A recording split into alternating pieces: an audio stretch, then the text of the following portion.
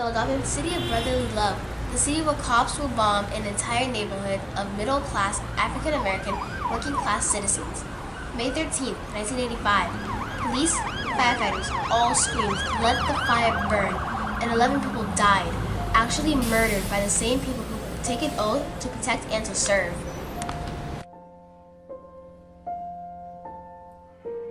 The date was Sunday, May 12, 1985, Mother's Day, when the Philadelphia Police Department began evacuating the home located at 6221 Osage Avenue, the headquarters for the members of MOVE. They were armed with warrants, firepower, thousands of rounds of ammunition, and the Philadelphia Fire Department and all the water power they could provide. On May 13, 1985, Mayor W. Wilson Goode, the Philadelphia Police Department, city officials, and the Philadelphia Fire Department all prepared to execute a military-style assault on the MOVE residents. The reason the Philadelphia Police Department used the attack stemmed from years of complaints from the neighbors of MOVE. However, it is strongly believed that the reason for such an assault was because MOVE members were activists for the MOVE 9, whom were incarcerated on August 8, 1978, with the controversial charge of killing a police officer. These members are known as the MOVE 9. Actually, the confrontation began 3 years ago, but we won't go back that far. The evacuations took place last night. People were asked to leave their homes surrounding the MOVE compound by 10 last night, Larry. At 5:30 this morning, warrants were to be served on the MOVE members. 20 minutes later, gunfire erupted. On May 13, 1985 is the day that Carlton Fisk became the 5th catcher to steal 100 bases. Laura Eleanor Martinez is crowned as the 34th Miss USA, and it's also the day that Philadelphia police bombed a residential row home, murdering 11 people in total, 5 children and 6 adults. At 5:30 a.m., the Philadelphia police embarked onto 6221 Osage Avenue to serve their warrants. At 5:50 a.m., a shootout ensued.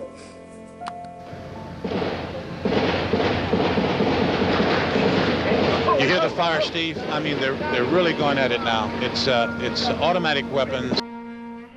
During the following 12 hours, the Philadelphia Fire Department pumped 40,000 gallons of water per minute into the MOVE residents, although there was no fire at that time. That was followed by the Philadelphia police blasting 3-inch holes into the home's walls to insert tear gas. When that didn't drive the MOVE members out, the Philadelphia police emptied over 10,000 rounds of ammunition in just 90 minutes. They stated that they had to send for more ammunition. MOVE members had gathered in the basement to avoid the water and tear gas. At 5:27 p.m., the Philadelphia police dropped a satchel containing C4 explosives on the bunker located at the top of the residence. The bomb created an inferno.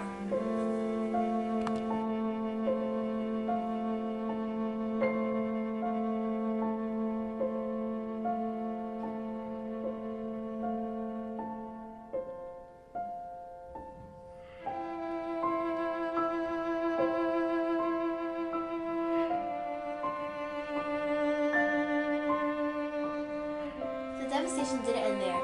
After the 24-hour siege had been executed, 61 homes had been burned to ashes. Some 250 men, women, and children were left homeless, and reports were emerging that Police Commissioner Gregor Samber and the Fire Commissioner William Richmond had agreed to let the fire burn. This, of course, enraged the citizens of Philadelphia. Osage Avenue was an African-American, middle-class, working-class neighborhood which was burned to rubble on the authority of Philadelphia city officials.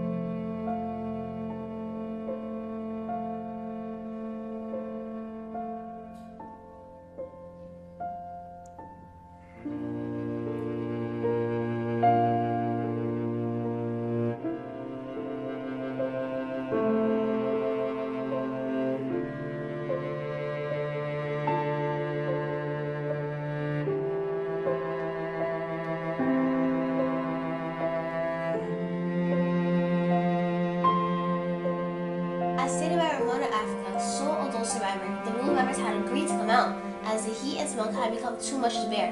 However, each time they were met with gunfire. Finally, Ramona Africa decided to make a run for it, no matter the outcome. She was able to also save Birdie Africa, the sole child survivor. She learned of the murders of her 11 family members after Philadelphia police had taken her into custody. She was formally charged with possession of explosives, arson, causing a catastrophe, attempted murder, simple and aggravated assault. Ramona Africa served a total of 7 years in prison.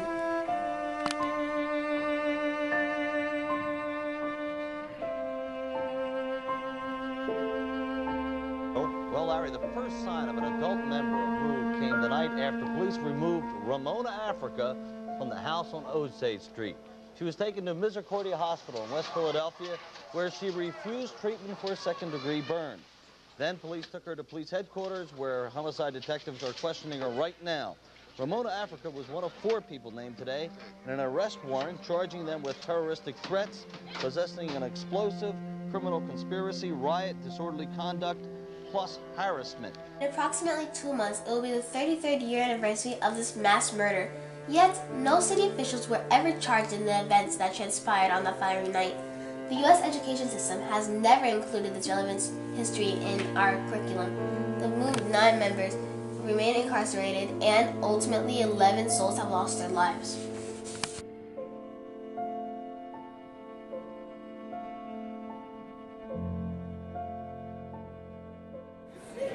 My sister Pam Africa, who's here tonight, she was a MOVE supporter at the time. And hearing that I was on the path to becoming a lawyer, she told me that I should go over to City Hall and sit in on the MOVE hearings and see for myself what goes on in those courtrooms, what really goes on. So Ramona Johnson did that. I went over to City Hall. I sat in on the MOVE hearings. And that's when Ramona Johnson transformed into Ramona Africa. This is a story of conflict without any resolution.